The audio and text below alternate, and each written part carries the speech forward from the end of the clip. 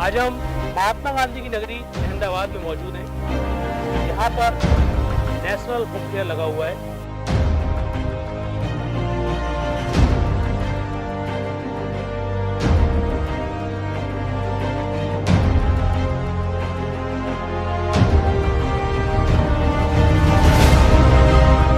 यहाँ पर विभिन्न संस्थाओं के माध्यम से शब्द साहित्य के स्टॉल लगाए गए हैं।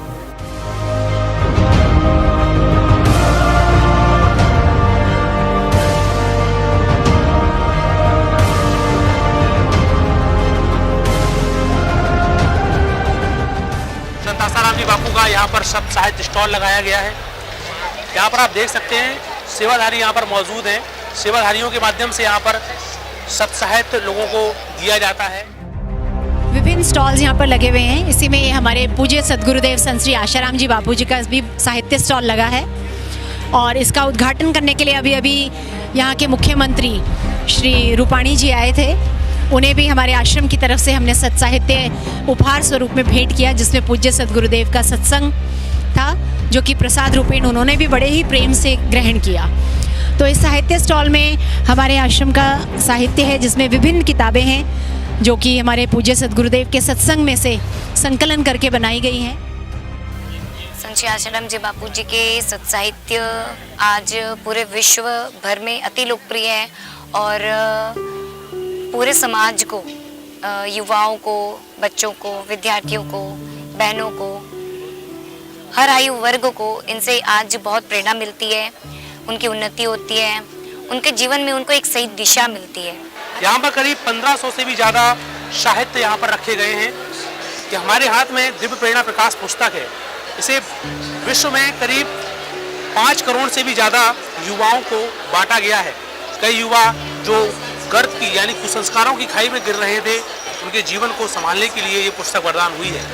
ये 1500 से भी ज़्यादा सत् साहित्य है जो संत आसाराम जी बापू ने पिछले 40 सालों से समाज को दिया है। यहाँ पे जो साहित्य है वो साहित्य अमूल्य साहित्य है। ये कीमत में भी कम है और इसमें एक एक चीज़ जो भी वाणी है वो पूज्य बापू जी के सत्संग की वाणी है। सत् साहित्य में आसाराम जी बापू का जो सत् साहित्य है वो आध्यात्मिकता से भरपूर है और कितनों का तो व्यसन छूटा है। कितने बच्चों के बाल संस्कार केंद्र उनके जो चलते हैं उसके माध्यम से तो जो पुस्तकें उन्होंने लिखी है एक आध्यात्मिकता का उच्च शिखर है उनका साहित्य।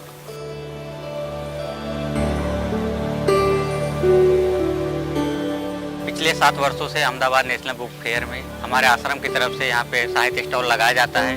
हर वर्षों के साल इस बार भी साहित्य स्टॉल लगाया गया है। दिव्य प्रेरणा प्रकाश, दिव्य शिव संस्कार, विद्यार्थियों के लिए, महिलाओं के लिए और जिज्ञासुओं के लिए वेद उपनिषद कसार ये सब साहित्य उनको देते हैं, समझाते हैं।